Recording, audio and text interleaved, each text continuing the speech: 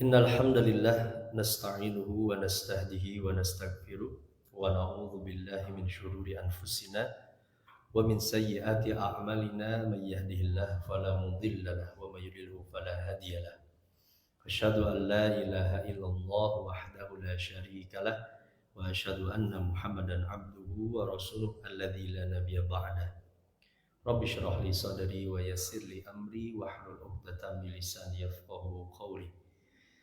Ikhwafillah rahimani wa rahimakumullah, Bapak Ibu semua, di malam kali ini berbahagia sekali kita bisa melanjutkan kembali hadirin ini kajian tafsir.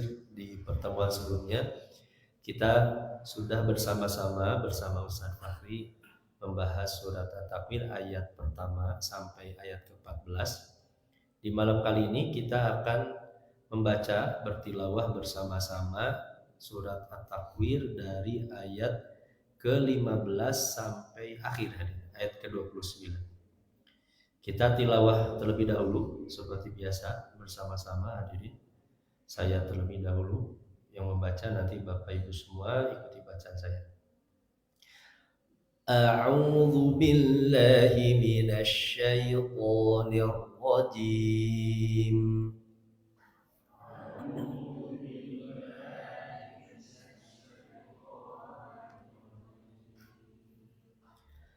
فلا أقسم بالخنس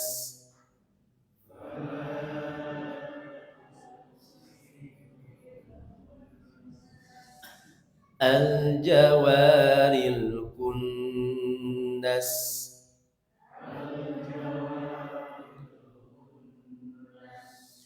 والليل إذا عسعس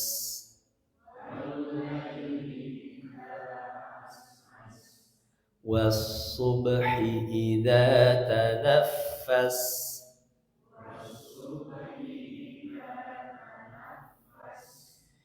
إنه لقول رسول كريم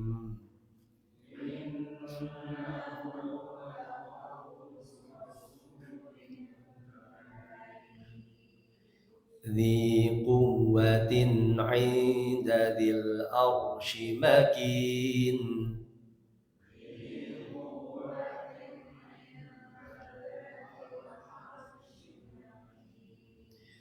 مطاع ثم أمين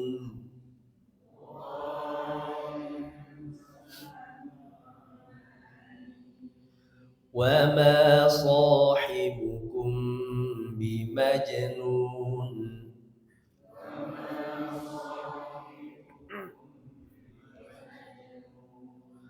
ولقد رآه بالأفق المبين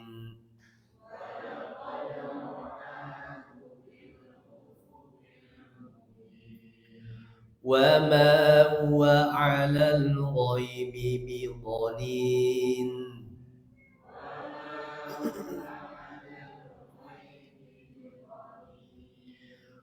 وما هو بقول شيطان رجيم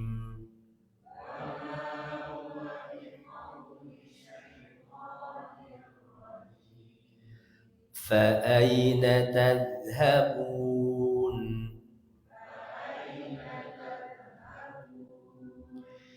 إن هو إلا ذكر للعالمين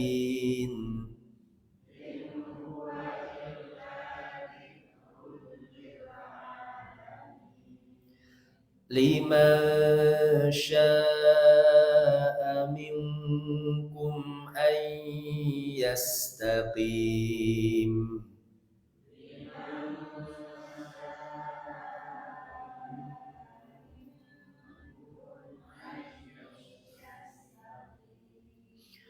وما تشاءون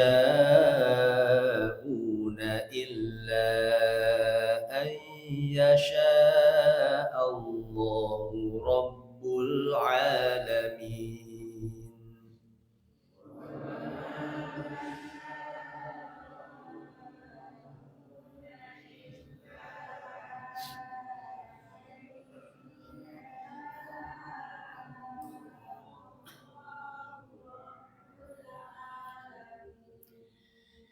Baik, alhamdulillah. Hadirin Bapak Ibu semua, beberapa cara nih membaca surat At-Takwir. Di awal-awal ayat ke-15, 16, 17 hadirin, ini diakhiri dengan sin, alirkan nafas dan suaranya. Ya, jelaskan. Bil hunnas al jawaril kunnas wal laili idza as. Nah, coba bareng-bareng ini. Saya terlebih dulu ya. Bil hunnas al jawaril kunnas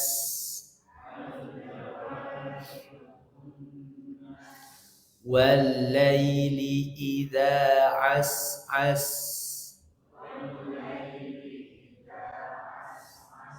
Nah, alirkan sinnya.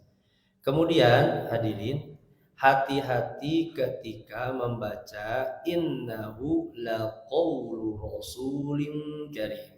Nah, ada beberapa yang keliru membacanya ketika membaca laqaulu. Ada yang membaca hadirin bukan laqaulu tapi jadi laqaulu. Bukan laqaulu tapi laqo. Nah, ko-nya tebalkan.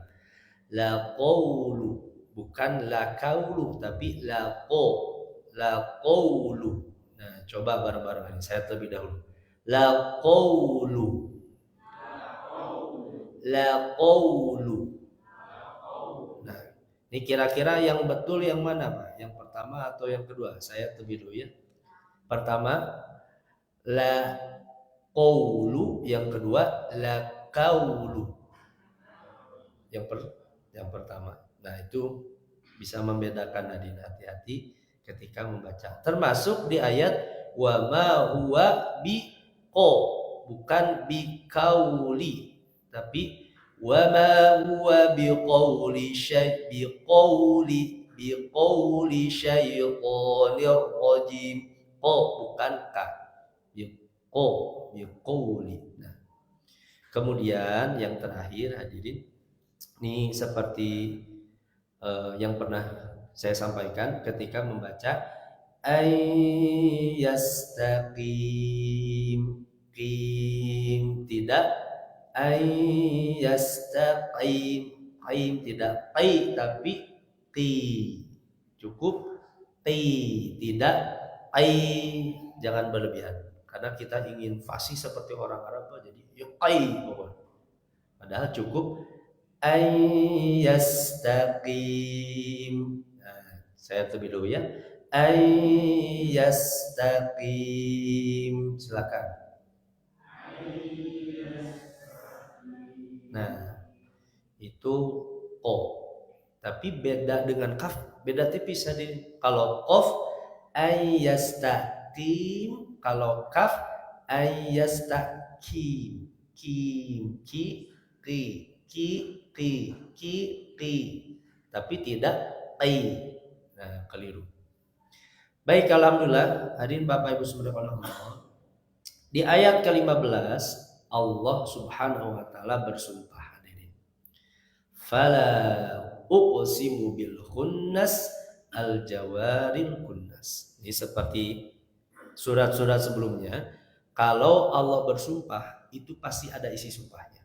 Jadi, nah nanti kita lihat apa isi sumpahnya. Allah bersumpah dengan makhluk yang Allah ciptakan, diantaranya yaitu dengan bintang.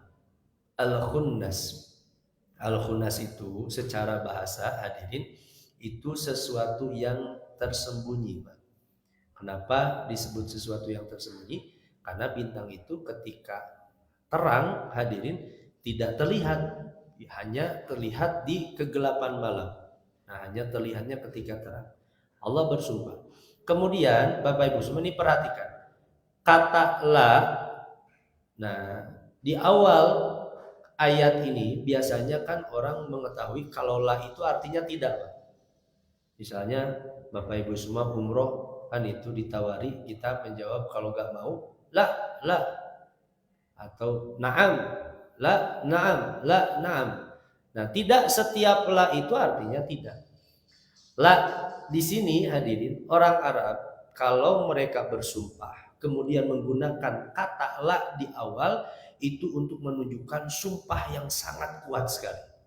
Nah, itu jadi maknanya itu tambahan makna yang kuat. Jadi seolah-olah kalau orang sumpah, misalnya ada orang sumpah apa? Demi Allah. Tapi ini bukan demi Allah. Nah, itu orang Arab itu ketika membaca fala uqsimu bil khunnas, mereka terasa sekali.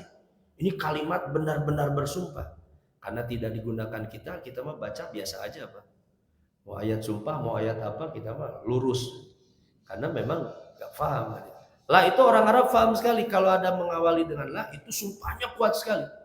La uqsimu bil khunnas. Allah ingin menunjukkan, hadirin, isi sumpahnya sangat penting sekali. Ya kayak orang, Pak, misalkan sangat penting punya pernyataan atau punya masalah sampai dia demi Allah. Nah, itu kan bukan hal yang biasa-biasa, tapi yang sangat penting sekali.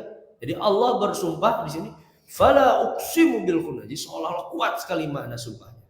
Nah, demi hadirin, aku bersumpah dengan bintang-bintang al-jawaril kunnas, yang beredar dan terbenam. Al-jawar itu secara bahasa, hadirin, itu sesuatu yang berlari dengan cepat.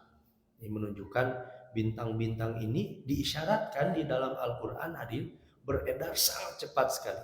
Hanya kita memang tidak tahu saja, Pak, seperti diam saja.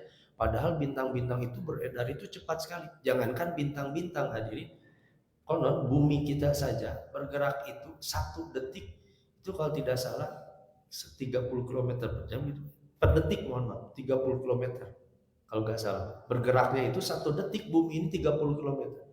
Bapak Ibu semua terbayang tidak? Naik kendaraan, Pak, 1 detik di Cimahi langsung nyampe ke Sumedang. Nanti kurang lebih 30 kilo. Itu cepatnya seperti itu. Dan termasuk bintang-bintang al-jawar, yang cepat, al-jawaril kunnas, dan yang terbenam. Nah, ini kata para ulama, hadirin, apa yang dimaksud dengan al-kunnas itu? Nah, ini al-kunnas itu jamak dari kanis, kanasawwabi idza dakhala kinasahu. Al-kanis, al-kunnas itu sebenarnya itu seekor rusa yang dia masuk ke dalam sangkarnya, hadirin, untuk bersembunyi. Itu secara bahasa. Itu kiasan. Allah ingin menggambarkan, hadirin, bintang-bintang yang kita lihat itu terkadang tersembunyi, tidak terlihat, kadang terlihat, hadirin. Bintang-bintang yang kita lihat ini yang memang biasa muncul, Pak, tapi kan masih banyak di luar sana. Ribuan, bahkan bisa jadi jutaan, hadirin, benda langit yang kita tidak ketahui. Yang itu agung sekali. Bapak Ibu subhanahu Allah, Allah menjadikan bintang-bintang sebagai alat sumpah. Seperti yang pernah saya sampaikan, itu bukan, hadirin, hal yang sederhana. Allah ingin menunjukkan keagungannya menciptakan bintang. Dulu Nabi kan, hadirin, hanya melihat bintang itu kecil, Pak. Ya mungkin orang Arab pun melihat bintang kecil sebagai hiasan. Tapi hari ini ketika teknologi semakin canggih, bisa melihat bintang-bintang yang kita lihat itu kecil. Bisa jadi, hadirin, kata para ahli itu, karena para ahli astronom itu ribuan kali, hadirin, ratusan kali lebih besar dari matahari yang kita lihat setiap hari. Karena saking jauhnya kemudian bintang-bintang itu kecil, tapi hakikatnya bisa jadi ratusan atau ribuan kali lebih besar daripada matahari yang Allah ciptakan. Allah ingin menunjukkan kekuasaannya, hadirin. Kemudian Bapak Ibu subhanahu Allah, ayat ke-17 dan ke-18. Wal-laili idza as'as was-subhi idza tanaffas, dan demi malam idza as'as. Ini secara bahasa, as-as itu pergi dan datang. Datang dan pergi, itu as-as. Di malam itu, hari ini datang malam, nanti kita bangun tidur, malam sudah pergi, tidak ada lagi.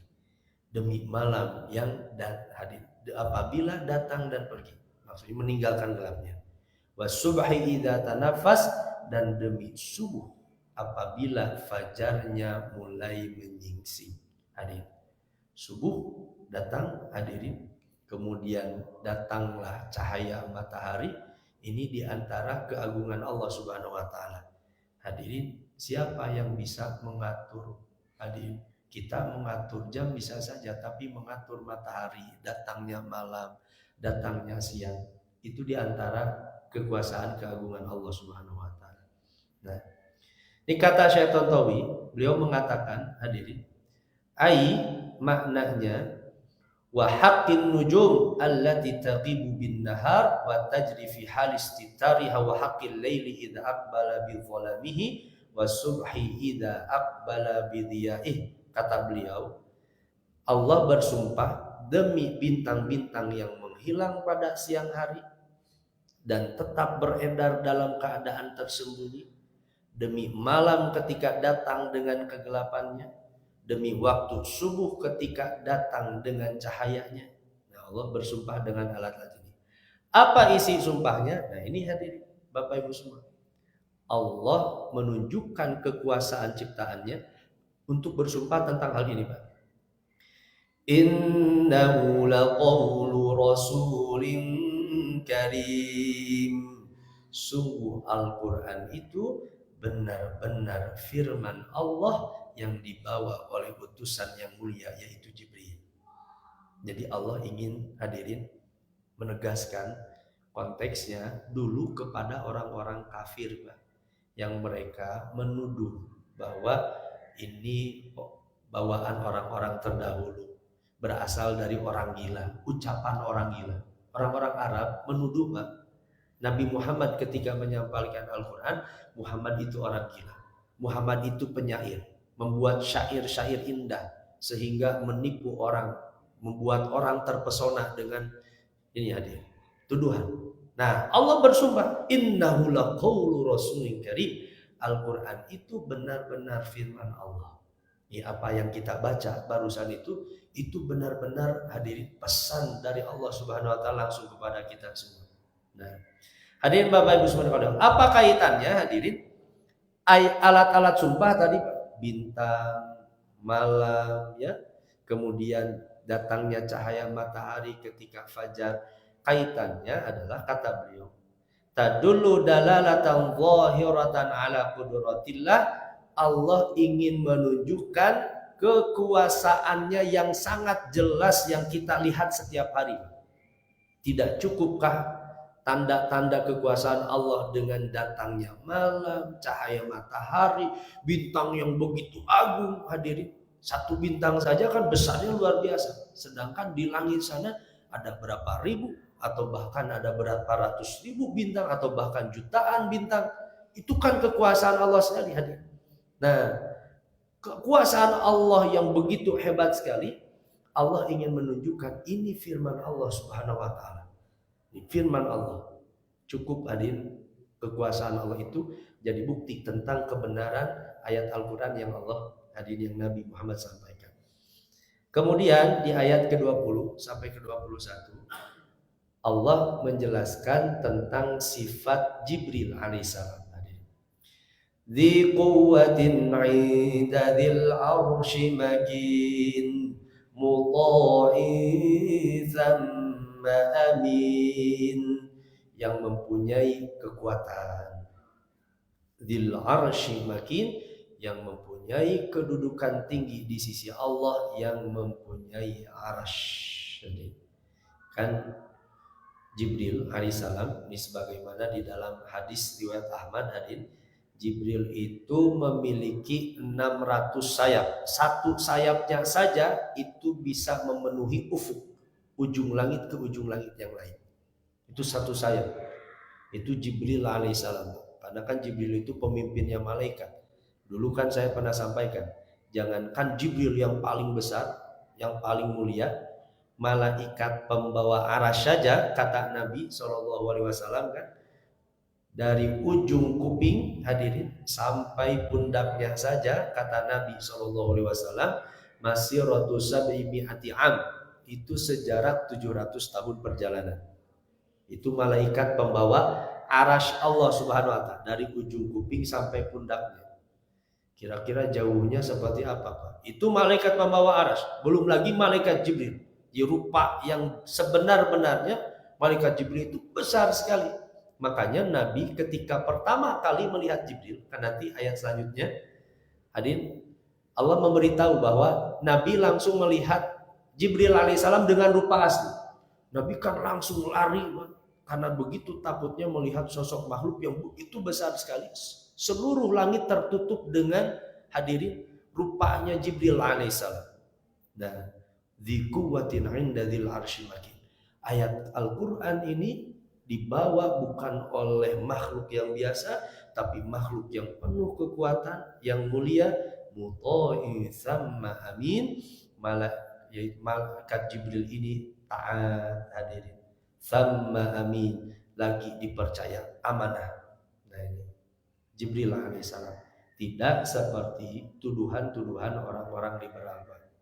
Kan orang-orang liberal, mohon maaf, hadirin, menuduh Al-Quran yang sampai kepada kita itu tidak lagi 100%, Pak. Katanya, kata orang-orang liberal sini. Jadi kan kalau ada satu berita, hadirin, itu berita itu bertransformasi dari Allah kepada malaikat, dari malaikat kepada nabi, dari nabi kepada kita, itu gak akan mungkin 100% persis sama, kata mereka. Kemungkinan, kata orang-orang liberal itu, hadir, dari Allah kepada malaikat itu sudah berkurang 25%. Jadi yang aslinya di tangan malaikat itu kemungkinan 75% saja. Dari malaikat Jibril ke Nabi Muhammad itu dimungkinkan, tidak mungkin semua persis, kemungkinan 50%-nya saja kepada Nabi Muhammad. Dari Nabi Muhammad kepada umatnya kemungkinan yang sampai itu hanya 25%. Ini akalan-akal orang liberal, Pak. Jadi kata mereka, Al-Quran yang sampai kepada kita itu kemungkinan itu hanya 25%-nya yang sama persis seperti yang Allah sampaikan kepada Nabi. Kan, hadirin, itu sudah merendahkan Al-Quran dan itu sudah menentang ayat-ayat Al-Quran yang Allah sendiri menyampaikan, kami menjaga Al-Quran. Inna nahnu nazzalna dzikra wa inna lahu lahafidz. Kami yang menjaga Al-Quran. Tidak satu ayat pun, satu huruf pun, bahkan harokat pun itu dijaga luar biasa oleh Allah Subhanahu wa Ta'ala. Nah, makanya dalam ayat ini, tsamma amin. Jibril itu amanah menyampaikan apa adanya kepada kita semua. Nah, kemudian Bapak Ibu semua, di ayat ke-22 Allah membantah kepada orang-orang kafir Quraisy. Dulu yang menuduh Nabi Muhammad itu orang gila, Pak. Kenapa mereka Nabi Muhammad dituduh orang gila, Pak? Karena kan Nabi Muhammad ini membawa ajaran yang itu tidak lumrah, Pak, dengan orang-orang kafir, orang-orang Quraisy ketika itu. Ketika orang-orang Quraisy itu begitu marak penyembahan kepada berhala, datang Nabi Muhammad SAW membawa ajaran yang mereka tidak biasa lakukan. Kemudian menuduh Nabi Muhammad gila. Muhammad ini itu mengajak hadirin beribadah kepada Allah yang Allah itu tidak berupa dalam patung berhala, hadirin. Maka itu, bagaimana bantahan hadirin Allah Subhanahu wa Ta'ala di dalam ayat ke-22 Allah sampaikan, wa ma sahibukum bimajnun, dan sahib temanmu itu Muhammad, sahabatmu itu Muhammad bukanlah orang-orang yang gila, bukan orang yang gila. Hadirin, diperhatikan bahasanya, Pak. Allah menyebut Nabi Muhammad sebagai sahibukum, sahabat kalian. Kenapa Allah menyebut Nabi Muhammad itu sahib, Pak? Hadirin, biasanya kalau kita, Pak, punya sahabat dekat lama, kita itu tahu sekali persis, hadirin, seperti apa akhlaknya, kejujurannya, ibadahnya. Biasanya kita tahu, Pak. Kita tahu sekali. Nah, makanya kata Syekh Tontowi, makna wa ma Muhammadun ya ahla Makkah bimajnun, Muhammad itu bukanlah orang gila, sebagaimana Allah memberi sifat as-suhbah, persahabatan, lil isy'ar bi annahum alimuna bi amri. Orang-orang Quraisy itu tahu sekali, Pak, kenal sekali Muhammad itu. Muhammad itu, hadirin, anak siapa, keturunan siapa. Muhammad itu mulia sekali, lisannya mulia sekali, akhlaknya mulia sekali. Hadirin, jujur, tidak pernah sedikit pun punya catatan cacat moral. Hadirin, tidak pernah punya catatan di kalangan orang-orang Quraisy itu. Nabi Muhammad itu, hadirin, moralnya jelek, bermaksiat, kriminal, belum pernah. Makanya disebut sahabat. Orang-orang Quraisy sendiri tahu sekali, kenal sekali. Tapi kemudian mereka menuduh Nabi Muhammad itu sebagai orang gila. Makanya jelas sekali, di mana Bapak Ibu semua yang orang gila yang bisa menyusun kalimat yang begitu indah sekali, Pak. Cari, Pak, orang gila mana?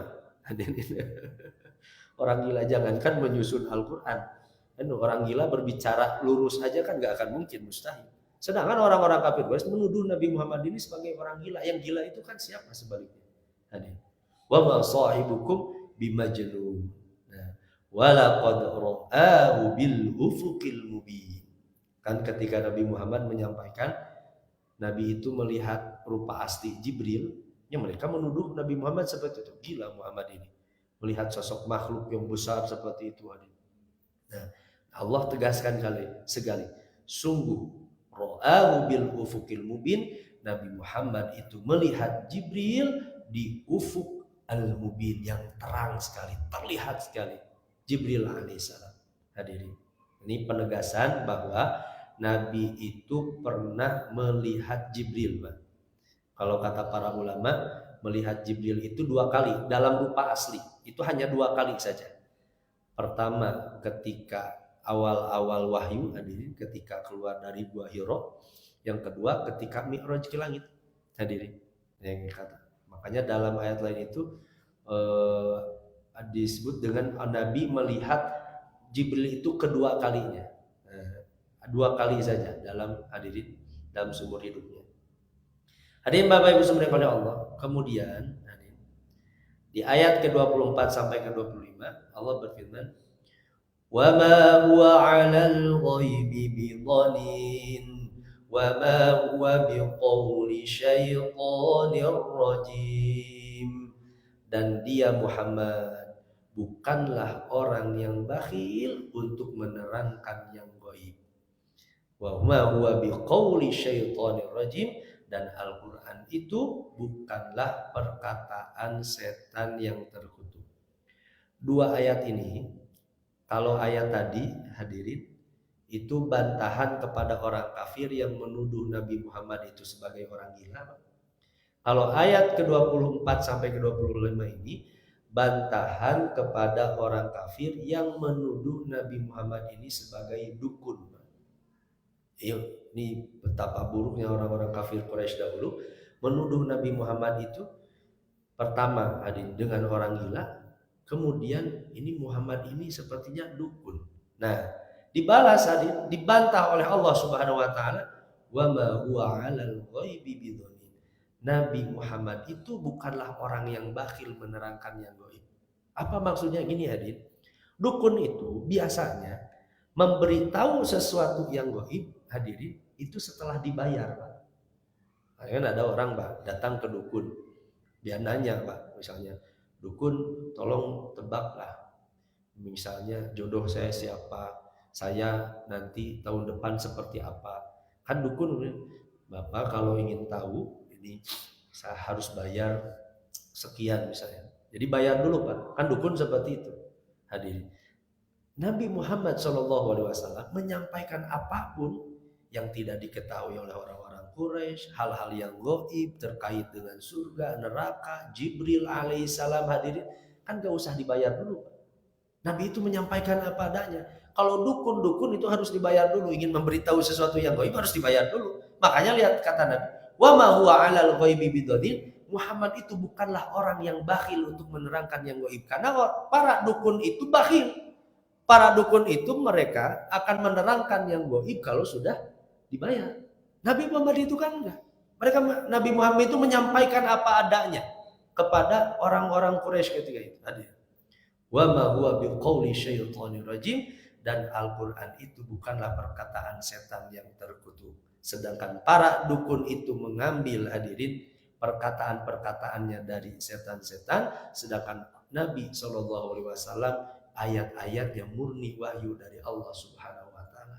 Nah, Al-Alusi beliau mengatakan ala ma yukhbiru bihi minal wahyi ilaihi wa ghairihi minal ghuyub, apa yang Nabi sampaikan dari wahyu dan yang lainnya dari hal-hal yang gaib, hadirin, bidhanin, mana bidhanin itu bibakhil, Nabi itu tidak bakhil, la yabkhalu bil wahyi wa la yuqassiru fit ta'lim wa tabligh, Nabi tidak bakhil dalam menyampaikan Al-Quran. Nabi itu kan kalau ditanya Al-Quran Pak disampaikan apa adanya. Nabi belum pernah kepada para sahabat, mau saya ajarkan 10 ayat, satu ayatnya tapi 10 dinar. Enggak pernah Nabi. Hadir. Berbeda dengan para dukun.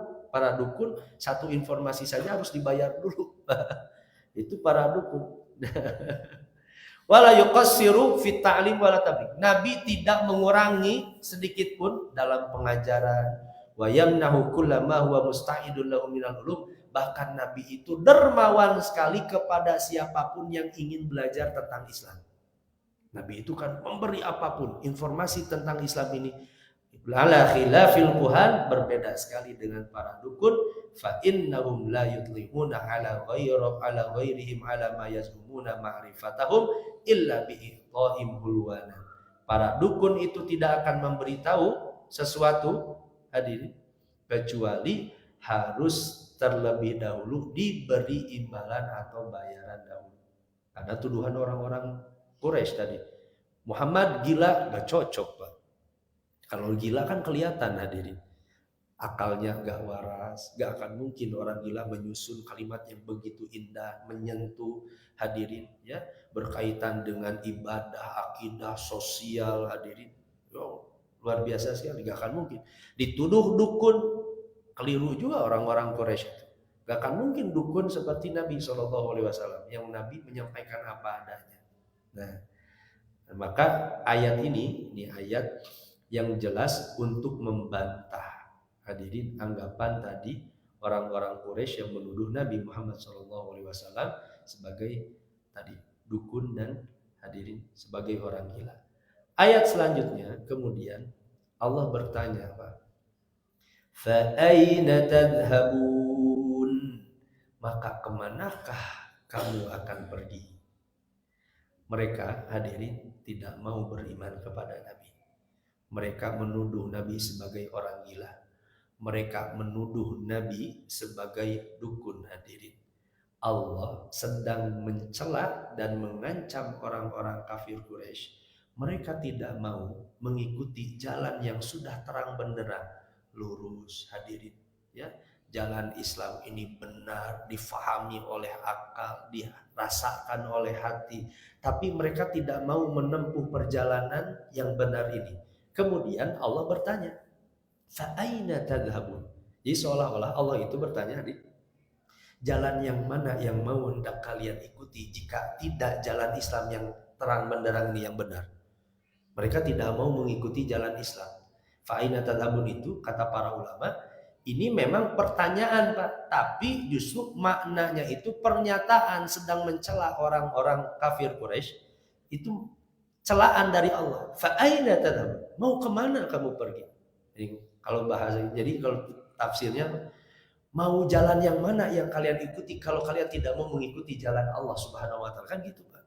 Ditanya oleh orang-orang kafir. Kalau bahasa Sunda mah luwih karasa, Pak. Kayak orang, hadirin, mereka tersesat jalan, kemudian dia salah belok, kemudian kita nanya, kemana? Kan gitu, Pak. Ditanya itu, kemana? Kan itu. Padahal kemana itu bukan nanya, hadirin, tapi justru celaan. Fa'aina tadhhabun? Mau kemana kamu? Mereka memilih jalan tersesat ketika Nabi SAW menunjukkan jalan yang benar kepada mereka. Fa'aina tadhhabun? Hadirin Bapak Ibu semua oleh Allah, di ayat yang, hadirin, yang selanjutnya, ini sebelum kita tutup dengan ayat selanjutnya, ini kata Syekh Tontowi, kata beliau, qauluhu aina tadhhabun, makna aina tadhhabun itu istidlalun lahum. Ini maknanya. Itu maknanya istidlal. Kecaman dan, hadirin, penyesatan. Jadi Nabi sedang mengajarkan jalan kalian itu keliru, jalan kalian itu salah, tidak mau beriman. Kama yuqalu litarikil jadah i'tisafan aw dhahaban fi bunayatit tariq ay fi turuqil mutasya'ibah anit tariq aina tadhhab, seperti orang yang tadi hadir yang salah jalan, dia seharusnya dia misalnya jalannya ke kanan, dia malah ke kiri, kemudian dia ditanya, mau kemana kamu? Aneh itu. Mau kemana kamu?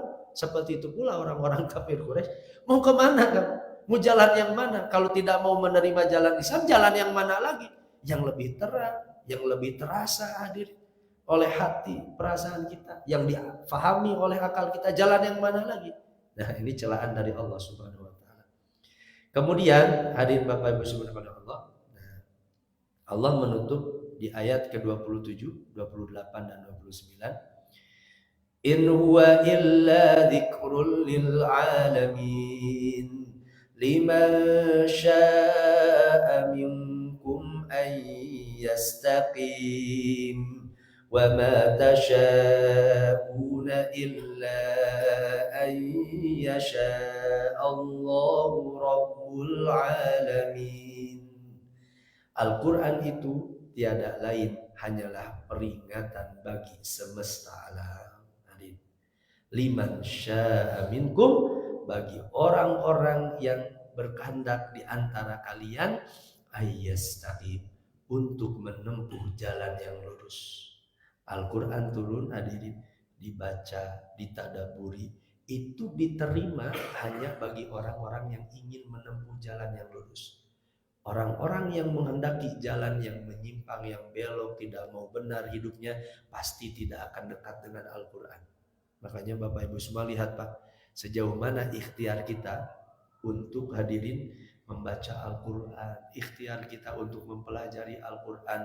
Seperti itulah kehendak kita ingin menempuh jalan yang benar dalam hidup kita, maka mereka pasti akan kembali kepada Al-Quran. Liman syaa minkum ayyastaqim.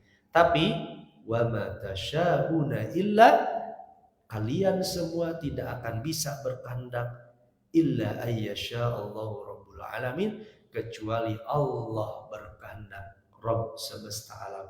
Bapak Ibu subhanahu Allah, malam ini kita bisa membaca, memahami, kita tergerak hati hadirin untuk mentadaburi ayat itu tidak lepas dari kehendak Allah Subhanahu wa taala yang menghendaki kita berada dalam jalan yang benar. Jadi Allah ingin menegaskan jangan sampai ada sedikit pun kesombongan di dalam hati kita. Kita malam ini hadirin bisa sholat berjamaah, mengaji, membaca Al-Quran, Pak. Saya bisa menyampaikan, Bapak Ibu semua bisa mendengar. Itu semata-mata karena kehendak kita. Andaikan Allah tidak berkehendak, Pak, kita hadirin tidak mau mengaji, Allah bisa saja dihalangi oleh sakit, dihalangi oleh kesibukan, dihalangi oleh malas, dihalangi oleh rasa malu, dihalangi oleh rasa sombong, dihalangi oleh berbagai, mudah sekali. Tapi karena ada kehendak Allah Subhanahu wa taala. Ayat ini kalau kata Imam Ibnu Katsir itu berkaitan dengan perkataan Abu Jahal.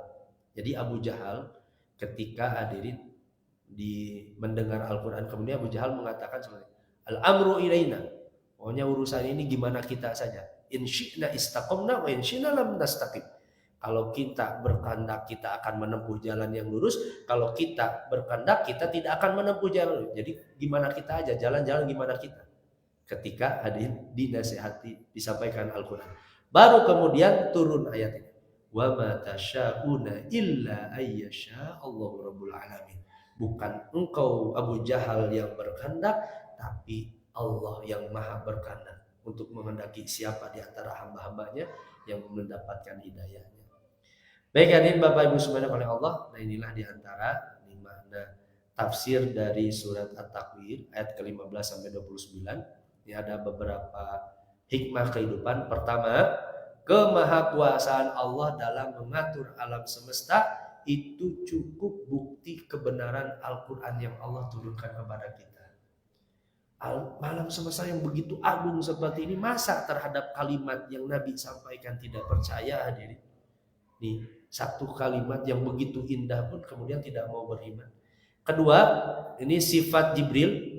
Jibril itu mulia, memiliki kedudukan yang tinggi, memiliki kekuatan hadirin, kemudian amanah, pemilik hadirin, ini diantara sifat-sifat dari Jibril alaihissalam.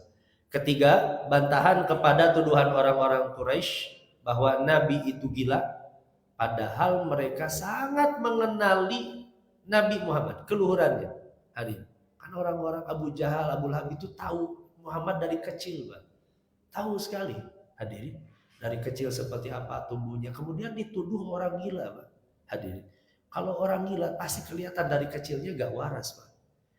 Kemudian dituduh oleh dukun, pasti ketika kecilnya pun tahu sekali Nabi Muhammad bergaul dengan siapa sekali. Kan ini keliru sekali. Keempat, Nabi tidak sedikit pun menyembunyikan perkara yang gaib kepada umat, seperti halnya dukun. Gak mau menyampaikan sesuatu kecuali harus dibayar dulu. Nabi gak kayak gitu. Nabi menyampaikan apa adanya. Nabi melihat rupa Jibril secara hakikatnya, hadirin, tidak ada jalan yang paling benar kecuali jalan Islam. Dan yang terakhir, kebaikan seorang hamba itu merupakan kehendak dan taufik dari Allah Azza wa Jalla. Wallahu a'lam bishawab. Alhamdulillah, hadirin Bapak Ibu semua, ini di antara makna tafsir dari surat At-Takwir. Semoga jadi keberkahan amal soleh kita semua, jadi kekuatan iman kita semua, hadirin, jadi tambahan syukur kita kepada Allah Subhanahu wa taala atas iman yang Allah berikan kepada kita. Subhanakallahumma bihamdik asyhadu an la ilaha illa anta astaghfiruka wa atubu ilaik. Aqulu qouli hadza wa astaghfirullah li wa lakum. Assalamualaikum warahmatullahi wabarakatuh.